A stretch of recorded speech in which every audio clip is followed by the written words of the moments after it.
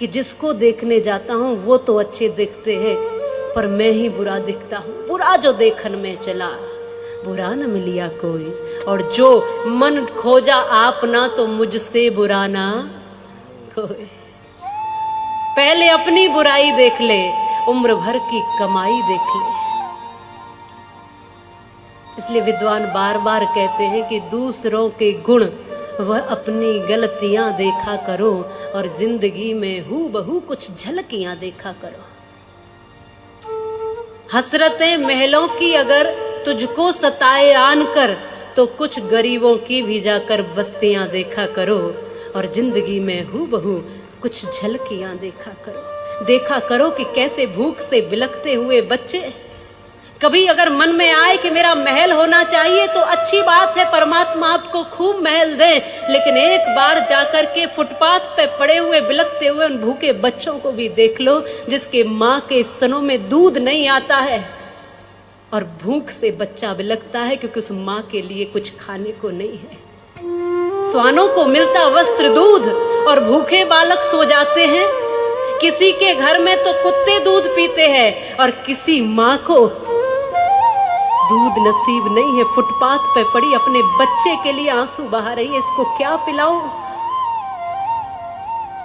क्या है ये? परमात्मा की व्यवस्था नहीं है। ये मत कहना कि ये ईश्वर की व्यवस्था है, ये हमारी और आपकी व्यवस्था है, क्योंकि हमारा पेट भरता ही नहीं है। हमने उस गरीब का निवाला भी खाया, हमने उस भूखे का भी छीना, हमने कुत्ते को दूध पिलाना जरूरी समझा, लेकिन उस भूखे बच्चे तक हमने दूध पहुंचाना जरूरी नहीं समझा।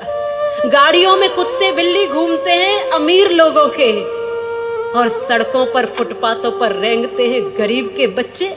ये किसकी व्यवस्था है? क्या ये ईश्वर की व्यवस्था है? ये हमारी और आपकी व्यवस्था है। हमने इतना बड़ा पेट कर लिया कि भरने में ही नहीं आता है।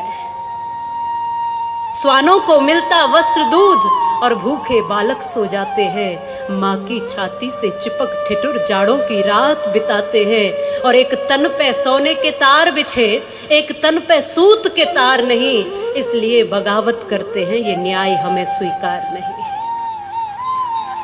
सोने की चिड़िया कहलाने वाला ये देश, किसी के घर में आज जैसे अनाज के ढेर लगते हैं ना, माताओं ऐसे ढेर लगा करते थे सोने और चांदी के इस देश में।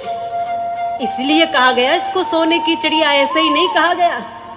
जहां देखो हाथ वहां सोना और चांदी निकल आता था। ये ऐसा समृद्ध देश कैसे था?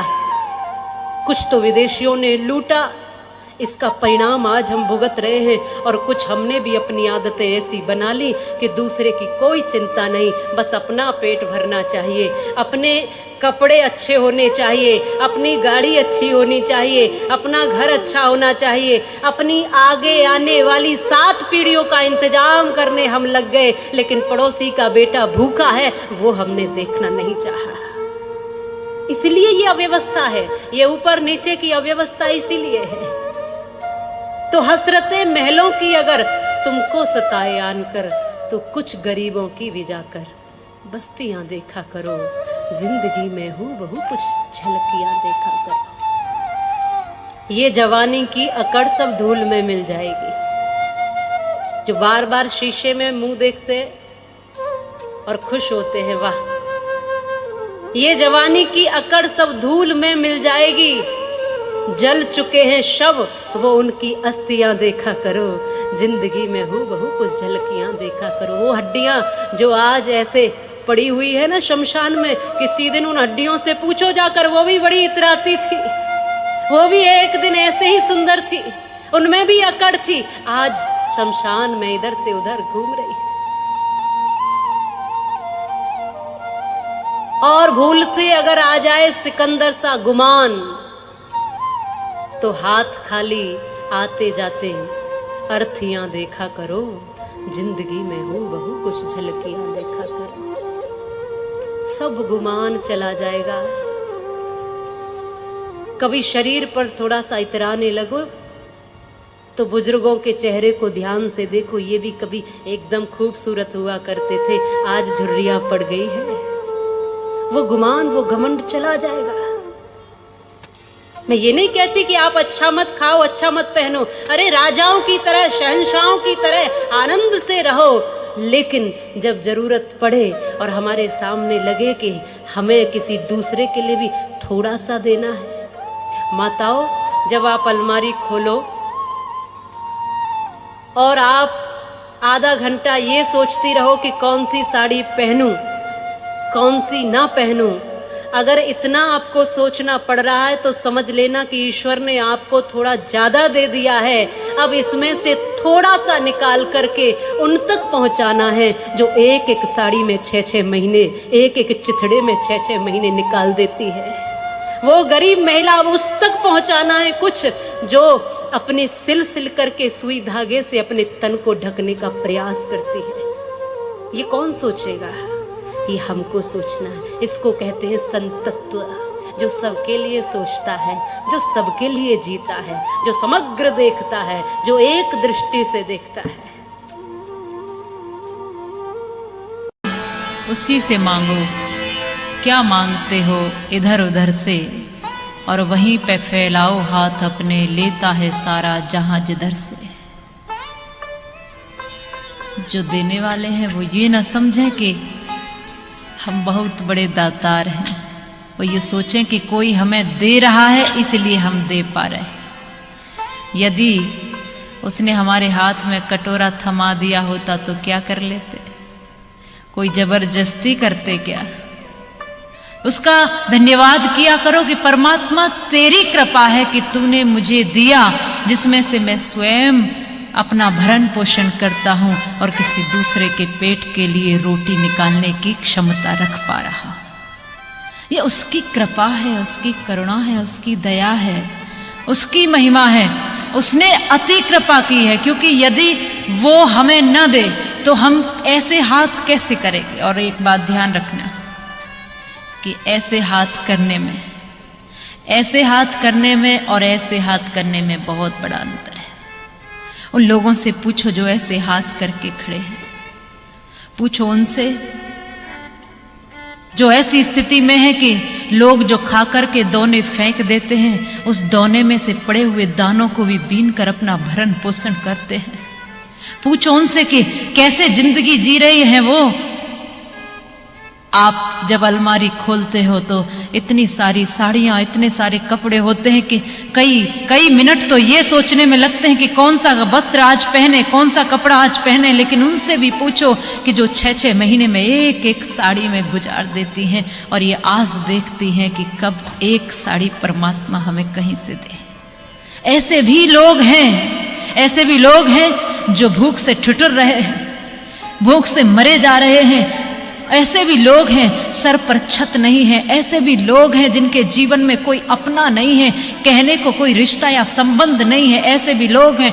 ऐसे भी हैं कुछ जीवन जो फुटपाथ पर पैदा होते हैं और वहीं चले जाते हैं, वहीं समाप्त हो जाते हैं। इसलिए धन्यवाद करो माँ भवानी का कि तूने हमें परिवार दिया, संसार दिया, अपने लोग दिए, धन दिया, संपत्ति दी और एक पहचान समाज में दी। इसलिए बहुत कृपा है उस माँ भवानी की, कृपा है उस माँ भवानी की कि सब कुछ उसने दिया, हमें लायक बनाया, लायक उसने बनाया है। हम तो बेकार में अभिमान करके बैठे हैं कि हम बहुत बड़े दानी हैं, बेकार में गर्व करके बैठे हैं। और अच्छी बात तो यह है कि परमात्मा जो सबको दे रहा है, जो सबको दे रहा है, वो किसी को नहीं कहता कि मैंने इतना दिया। जो सबको दे रहा है, चींटी तक को दे रहा है, जंगल के जीवों को, जल में, थल में, जहां जहां जो जो जीव हैं, सबके भरण पोषण के लिए वही देता है। लेकिन किसी से ये नहीं कहता कि मैंने कुछ दिया है। यदि हमें कुछ बनना है तो ऐसा बने। और आज धन्यवाद करें माँ भवानी का। आओ हाथ फैलाएं उसके सामने और उसी से कहें, माँ तेरी ही कृपा है, अपार महिमा है तेरी, अपार वात्सल्य है तेरा कि तूने इतना सुंदर जीवन दिया, इतना श्रेष्ठ जीवन दिया।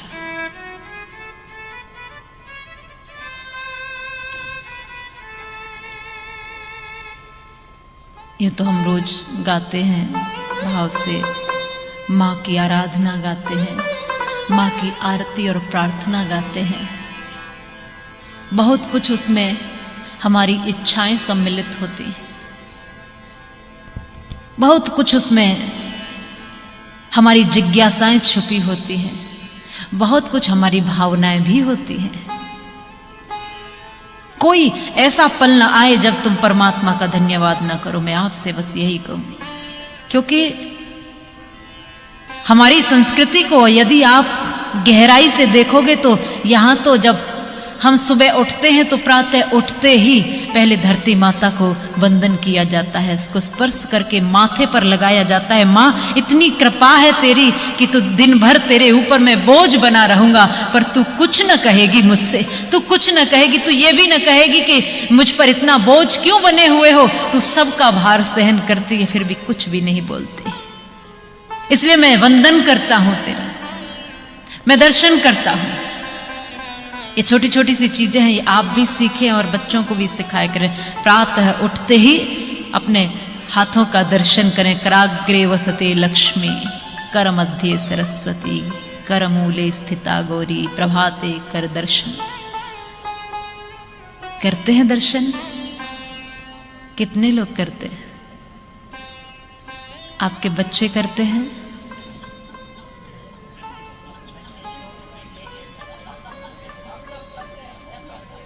कराग्रे वसते, यदि हमने उनको समझाया होता कि हाँ है, हमारे भाव, हमारे दर्शन में हमारे परमात्मा है, हमारे हृदय में हमारे ईश्वर हैं। कितनी बड़ी परंपरा है कि हम प्रातः उठते ही धन्यवाद शुरू करते हैं। आप सोचिए, किसी से हमें कोई थोड़ी सी भी सहायता करे, हमें कहती हूँ हमें कोई 1 पाउंड भी दे तो हम उसको कहेंगे बदले में धन्यवाद। लेकिन जिसने सब कुछ दे रखा है, जिसने सब कुछ दे रखा है, क्या उसका धन्यवाद भूल जाओगे? ये 8 दिवस, ये कथा आपको यही सिखाने के लिए यहां स्थापित थी कि उसका धन्यवाद कीजिए जिसने तुम्हें सब कुछ दिया है। यही समझाने के लिए थी कि उसको धन्यवाद कीजिए, उसको मत विसारिए, क्योंकि जिसने परमात्मा को भुला दिया उसने अपने आप को भुला दिया। इतना श्रेष्ठ जीवन। मैं आपसे पूछती हूं कि कोई व्यक्ति आपसे कहे कि मैं आपको करोड़ों की संपत्ति अपनी देता हूं, आप मुझे अपनी एक आंख निकाल कर दे दीजिए।